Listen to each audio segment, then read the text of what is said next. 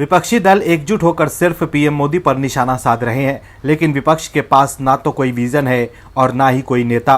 PM Modi की मजबूत छवि के सामने अपना अस्तित्व बचाने के लिए मजबूरी में विपक्षी दल एकजुट हुए हैं। एक तरफ तो विपक्ष सिर्फ मोदी विरोध में लगा हुआ है, वहीं दूसरी तरफ पीएम मोदी देश के विकास के लिए दिन रात एक किए हुए हैं। प्रधानमंत्री नरेंद्र मोदी ने रविवार को वीडियो कॉन्फ्रेंसिंग के जरिए देश के 508 रेलवे स्टेशनों के पुनर्विकास की आधारशिला रखी। ये 508 रेलवे स्टेशन 27 राज्यों और केंद्र शासित प्रदेशों में फैले हैं। 450 से ज्यादा रेलवे स्टेशन राज्यों के और करीब 20 केंद्र शासित प्रदेशों में फैले हैं। इस दौरान कार्यक्रम को संबोधित करते हुए पीएम मोदी ने कहा कि दुनिया में साउथ अफ्रीका, यूक्रेन, स्वीडन और यूके जैसे देशों में जितना रेलवे नेटवर्क है, भारत ने अकेले 9 साल में रेल ट्रैक बनाए हैं। देश का लक्ष्य है सुलभ और सुखद भी हो। प्लेटफॉर्म पर बैठने के लिए अच्छे वेटिंग रूम बनाए जा रहे हैं। हजारों स्टेशनों पर मुफ्त इंटरनेट उपलब्ध होगा।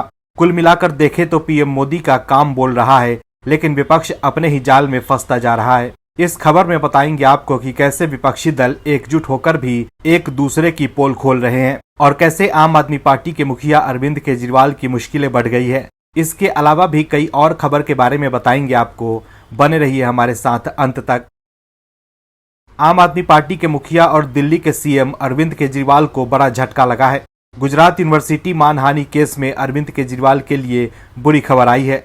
अहमदाबाद की मेट्रोपॉलिटन कोर्ट ने मानहानि केस में अरविंद केजरीवाल और पार्टी के सांसद संजय सिंह के खिलाफ समन जारी किए थे, जिसके बाद केजरीवाल और संजय सिंह ने इस समन के खिलाफ अहमदाबाद सेशन कोर्ट से राहत की अपील की थी। लेकिन दिल्ली के सीएम अरविंद केजरीवाल और सांसद संजय सिंह को मानहानि से जुड़े मामले में अंतरिम राहत देने से सेशन कोर्ट ने इनकार कर दिया है। सेशन कोर्ट ने मेट्रोपॉलिटन कोर्ट द्वारा जारी समन पर रोक लगाने की मांग वाली याचिका खारिज कर दी है। सेशन कोर्ट से राहत नहीं मिलने के बाद अब केजरीवाल के सामने हाई कोर्ट जाने का विकल्प है। बता दें कि अरविंद केजरीवाल और पार्टी के सांसद संजय सिंह को अहमदाबाद की मेट्रोपॉलिटन कोर्ट ने 11 अगस्त को पेश होने के लिए कहा है। वहीं आगे आपको ये भी बताएंगे कि कैसे कांग्रेस ने केजरीवाल का खेल कर दिया है खराब। बने रहिए हमारे साथ। जम्मू कश्मीर के वर्तमान और भविष्य में परिवर्तन लाने वाले पीएम मोदी के साहसिक कदम धारा 370 की हर तरफ तारीफ हो रही है। घाटी से धारा 370 हटाने की वजह से घाटी में नवाचार से लेकर मूलभूत संरचना सभी में काफी सुधार हुआ है। लेकिन घाटी के कुछ परिवादी राजनीतिक नेता और पार्टी बिल्कुल भी नहीं चाहती कि घाटी में शांति बनी रहे। घाटी में जब से 370 इतिहास बना है, खून की राजनीति करने वाले नेताओं की मानो रोजी रोटी ही बंद हो गई है, जिसके बाद से वो हमेशा इस बात के लिए प्रयासरत रहते हैं कि घाटी को कैसे अशांत किया जाए। रोज के रोज अलग हथकंडों के साथ वो मैदान में आते हैं, लेकिन मोदी के राष्ट्र निर्माण नीति के सामने बेबस और लाचार होकर वापस लौट जाते हैं। धारा 370 2019 में हटी, जिसको पूरे 4 साल हो गए, जिसके बाद कश्मीर के परिवादी नेता बिलबिलाने लगे हैं। क्या है खबर, बताते हैं आपको। जम्मू कश्मीर में अनुच्छेद 370 हटाए जाने की चौथी सालगिरह पर राज्य में कानून व्यवस्था बनाए रखने के लिए सुरक्षा व्यवस्था चुस्त की गई है। इसी बीच पीडीपी चीफ और पूर्व मुख्यमंत्री महबूबा मुफ्ती ने दावा किया है कि उनके साथ कई अन्य नेताओं को नजरबंद कर दिया गया है। उन्होंने ट्वीट कर कहा, पीडीपी के अन्य सीनियर नेताओं के साथ हमें नजरबंद कर दिया गया है। रात में पुलिस ने छापा डाला और हमारे कई नेताओं को थाने में बंद करा दिया। भारत सरकार का सुप्रीम कोर्ट में किया गया दावा झूठा है कि जम्मू कश्मीर के हालात सामान्य हो गए हैं। पागलपन में उनकी तरफ से की जाने वाली कार्रवाई से ये साफ हो गया है। महबूबा मुफ्ती ने ट्वीट के साथ 2 तस्वीरें भी शेयर की, जिसमें गेट पर लगा ताला देखा जा सकता है। साथ ही महबूबा ने केंद्र शासित प्रदेश में सामान्य स्थिति के केंद्र के दावों पर सवाल भी खड़ा किया। आपको बता दें, महबूबा मुफ्ती की पार्टी पीडीपी ने इस मौके पर सेमिनार आयोजित करने की इजाजत मांगी थी। हालांकि प्रशासन ने उन्हें अनुमति देने से इनकार कर दिया था। मुफ्ती ने ट्वीट कर आगे कहा कि एक तरफ श्रीनगर में बड़े होर्डिंग लगाकर लोगों से जश्न मनाने को कहा जा रहा है, तो वहीं दूसरी तरफ फोर्स के जरिए लोगों के असल सेंटिमेंट्स को दबाया जा रहा है। उम्मीद है कि सुप्रीम कोर्ट इस पर संज्ञान लेगा और आने वाले दिनों में सुनवाई के दौरान इसे ध्यान में रखेगा। पीडीपी का दावा है कि प्रशासन ने 370 हटने की चौथी एनिवर्सरी पर वो एक कार्यक्रम आयोजित करना चाहती थी, लेकिन प्रशासन ने अनुमति नहीं दी। घाटी के विपक्षी नेताओं को समझना चाहिए कि देश से बड़ा कुछ नहीं होता। पीएम मोदी से मुकाबला करने के लिए विपक्षी दलों ने एक दूसरे से हाथ मिला लिया है, लेकिन अब विपक्षी दल एक दूसरे के खिलाफ ही मोर्चा खोले हुए हैं। विपक्षी एकता के नेताओं में विरोधाभास बहुत ज्यादा प्रबल है। लगातार आ रहे सर्वे में विपक्ष की हार दिख रही है। वहीं विपक्षी दल का हर नेता अपने आप को सर्वोच्च मानता है। कुछ राज्यों में गठबंधन की सरकार है, वहां भी महत्वाकांक्षा हावी है। सभी को मलाईदार चाहिए सब कुछ। कोई त्याग की भावना रखना नहीं चाहता, सभी को सब कुछ चाहिए और ना मिलने पर एक दूसरे को तेवर भी दिखा रहे हैं। ऐसा ही कुछ बिहार में भी हो रहा है। बिहार में 3 दल अपने स्वार्थ सिद्ध के लिए एक साथ आए। जो किसी जमाने में एक दूसरे को गाली देते थे, आज गलबहिया बने घूम रहे हैं। बिहार में सब ठीक नहीं है और क्या महत्वाकांक्षा बिगाड़ेगा विपक्षी एकता का खेल, क्या है खबर बताते हैं आपको। बिहार में मंत्रिमंडल विस्तार का मुद्दा एक बार फिर गर्म होने लगा है। मुख्यमंत्री नीतीश कुमार के नेतृत्व में चल रहे महागठबंधन सरकार में कांग्रेसी पार्टी 2 सीटों की मांग कर रही है। पिछले कई महीनों से बिहार में मंत्रिमंडल के विस्तार की चर्चाएं चल रही हैं, लेकिन महागठबंधन के घटक दलों में आंतरिक तौर पर सहमति नहीं बनने की वजह से नीतीश मंत्रिमंडल का विस्तार नहीं हो पा रहा है। इधर कांग्रेस पार्टी ने एक बार फिर नीतीश कैबिनेट का विस्तार की चर्चा छेड़ दी है। इस मुद्दे पर कांग्रेस पार्टी ने कड़े तेवर का इजहार किया। बिहार प्रदेश कांग्रेस अध्यक्ष डॉक्टर अखिलेश प्रसाद सिंह ने ये कहा कि हमारी पार्टी को कोई भी नजरअंदाज नहीं कर सकता। कांग्रेस पार्टी सरकार में मजबूती के साथ शामिल है और काम कर रही है। पार्टी को वाजिब हक हर हाल में देना होगा। उन्होंने कहा कि बिहार के विभिन्न बोर्ड निगमों में कांग्रेस पार्टी को उचित स्थान मिलेगा। बातचीत के दौरान अखिलेश सिंह समझौते के मूड में नहीं दिख रहे थे। कांग्रेस प्रदेश अध्यक्ष ने नीतीश कैबिनेट का विस्तार को लेकर भी चर्चा की। पत्रकारों के सवाल पर उन्होंने कहा कि जल्दी ही बिहार में मंत्रिमंडल का विस्तार किया जाएगा और उसमें कांग्रेस पार्टी को जगह दी जाएगी। कांग्रेस की ओर से 2 मंत्री पद की मांग लगातार की जा रही है। अखिलेश सिंह ने कहा कि इसे लेकर डिप्टी सीएम तेजस्वी यादव से बात हो गई है। पटना वापस आने के बाद मुख्यमंत्री नीतीश कुमार से इस मुद्दे पर विचार विमर्श किया जाएगा। नीतीश सरकार इस समस्या का हल कैसे निकालेगी, ये देखने वाली बात होगी। आपने एक कहावत जरूर सुनी होगी कि बगले झांकने लगना। कुछ ऐसा ही दिल्ली के मुख्यमंत्री केजरीवाल साहब के साथ भी हुआ है।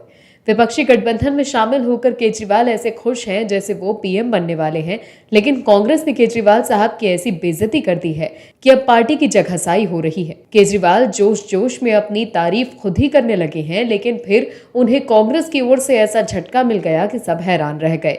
दरअसल दिल्ली के मुखिया अरविंद केजरीवाल साहब के यहाँ कर्नाटक सरकार के मेहमान आए थे। केजरीवाल साहब के शोपीस और बहुचर्चित मोहल्ला क्लिनिक भी देखने गए साहब को उम्मीद थी कि कर्नाटक के मेहमान उनके शोपीस को देखकर तारीफ के कसीदे पढ़ेंगे। ऐसा हुआ भी। कर्नाटक के मंत्री जी ने केजरीवाल साहब के कथित केजर हेल्थ मॉडल की तारीफ भी की, जिसके बाद केजरीवाल साहब ने भी खुश होकर ट्वीट कर दिया कि हमें एक दूसरे से सीखने की ज़रूरत है। लेकिन शाम होते होते शायद आला कमान से मेहमान जी को फ़ोन आया कि भाई हमारे कर्नाटक में क्या कमी है जो केजरीवाल के मॉडल की बेजा तारीफ किए जा रहे हो।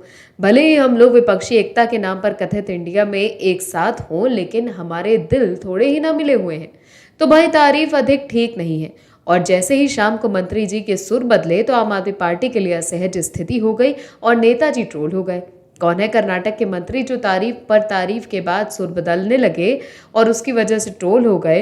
कर्नाटक के स्वास्थ्य मंत्री दिनेश गुंडू राव को सुर्खियों में रहे। इसकी वजह रही उनका मोहल्ला क्लिनिक की तारीफ करके पलट जाना। कर्नाटक के स्वास्थ्य मंत्री दिनेश गुंडूराव ने शुक्रवार को पंचशील पार्क में स्थित आम आदमी मोहल्ला क्लिनिक का दौरा किया। राव ने मोहल्ला क्लिनिक मॉडल की प्रशंसा की और कहा कि ये सही ढंग से संचालित हो रहे हैं। हालांकि शाम होते होते वो अपने बयान से पलट गए और उन्होंने कहा कि दिल्ली की मोहल्ला क्लिनिक कोई आम चीज है, कोई गेम चेंजर जैसी चीज नहीं है। इसको लेकर के गुंडूराव को सोशल मीडिया पर ट्रोल भी किया जा रहा है। दिनेश गुंडूराव का दिल्ली मोहल्ला क्लिनिक दौरा काफी चर्चा में रहा। एक आधिकारिक बयान के अनुसार स्वास्थ्य मंत्री गुंडूराव के साथ दिल्ली के स्वास्थ्य मंत्री सौरभ भारद्वाज और कर्नाटक भवन के चिकित्सा अधिकारी कार्तिक भी थे। बयान के अनुसार कर्नाटक के मंत्री ने क्लिनिक में उपलब्ध सुविधाओं को देखा और कर्मचारियों से बातचीत की। उस दौरान उन्होंने संवाददाताओं से कहा कि मैंने मोहल्ला क्लिनिक के बारे में बहुत कुछ सुना था और उन्हें देखना चाहता था। मैं जानना चाहता था कि वो आप आदमी पार्टी सरकार स्वास्थ्य नीतियों को कैसे लागू करती है। शाम होते होते दिनेश गुंडूराव के सुर बदल गए थे। उन्होंने कहा कि ये उतना प्रभावशाली नहीं है। हमारे राज्य में भी ऐसे मॉडल हैं जहां ज्यादा लोग नहीं थे। ये गेम चेंजर नहीं है। मैं ये नहीं कह रहा कि ये बुरा है, लेकिन ये वैसा नहीं है जैसा इसे बनाया गया है। उन्होंने कहा कि दक्षिण में कई मॉडल हैं। तमिलनाडु, केरल और कर्नाटक ऐसी ही तस्वीरों को देखकर इंडिया की प्रासंगिकता पर देश के लोगों को शक होता है। विपक्षी एकता की दरार धरातल पर दिख रही है कि सभी विपक्षी एकता में शामिल दल एक दूसरे के खिलाफ बातें कर रहे हैं। तमाम विरोधाभास के बाद भी जो दल एक साथ आए हैं वो कब तक एकता का नाटक कर पाएंगे, क्योंकि सच तो सबके सामने एक ना एक दिन आ ही जाएगा। विपक्षी एकता के राजनीतिक दलों के बीच मतभेद ही नहीं, मनभेद भी साफ दिखाई देता है। पहले आम आदमी पार्टी और कांग्रेस आमने सामने थे, तो अब स्टॉलिन और कांग्रेस की कर्नाटक की सरकार आमने सामने आ गई है, जिसके बाद तमिलनाडु के मुखिया ने प्रधानमंत्री मोदी से हस्तक्षेप करने को कहा है। सीएम एमके स्टॉलिन अब पीएम मोदी से कह रहे हैं कि वो कांग्रेस की सरकार को आदेश दें और उनकी मदद करें। एक नदी के पानी को लेकर पड़ोसी राज्यों तमिलनाडु और कर्नाटक में फिर से विवाद शुरू हो गया। हम बात कर रहे हैं कावेरी नदी की। तमिलनाडु के मुख्यमंत्री एमके स्टॉलिन ने प्रधानमंत्री नरेंद्र मोदी से आग्रह किया कि वो कर्नाटक के सामने इस मुद्दे में हस्तक्षेप करें। उन्होंने कहा पीएम मोदी को कर्नाटक से कहना चाहिए कि वो तय समय सीमा के अनुसार तमिलनाडु के लिए कावेरी जल तुरंत जारी करे और 28.8 हजार मिलियन क्यूसेक फीट की कमी को दूर करने की सलाह दी। स्टॉलिन ने पीएम मोदी को पत्र लिखकर कहा कि सुप्रीम कोर्ट ने मासिक कार्यक्रम के अनुसार अंतर्राज्यीय सीमा पर बिलीगुंडलू में कर्नाटक द्वारा तमिलनाडु को दिए जाने वाले पानी का हिस्सा तय कर दिया है। दुर्भाग्य से कर्नाटक इस आदेश का बिल्कुल भी सम्मान नहीं कर रहा और कावेरी जल प्रबंधन प्राधिकरण के निर्देशों का पालन नहीं कर रहा। वर्तमान यानी 2023-24 में कर्नाटक ने केवल 11.6 टीएमसी फिट पानी छोड़ा है, जबकि 1 जून से 31 जुलाई 2023 तक बिलीगुंडलू में 40.4 टीएमसी फिट पानी छोड़ा जाना था। उन्होंने लिखा तमिलनाडु पर 28.8 टीएमसी फिट की इतनी बड़ी कमी लाद दी गई है, जबकि कर्नाटक के 4 प्रमुख जलाशयों में 91 टीएमसी फिट का सकल भंडारण है और उनकी पूर्ण भंडारण क्षमता 114.6 टीएमसी फिट है। दूसरी ओर कावेरी डेल्टा की जीवन रेखा तमिलनाडु के मेट्टूर जलाशय में भंडारण की स्थिति 2 अगस्त 2023 तक केवल 26.6 टीएमसी फिट है। पीने के पानी और अन्य आवश्यक जरूरतों के प्रावधानों के बाद उपलब्ध पानी केवल 15 दिनों तक खड़ी कुरुवई अल्पकालिक फसल का समर्थन कर सकता है, जबकि फसल के पकने और सबसे अच्छी उपज के लिए 45 दिनों तक पानी की आवश्यकता होती है।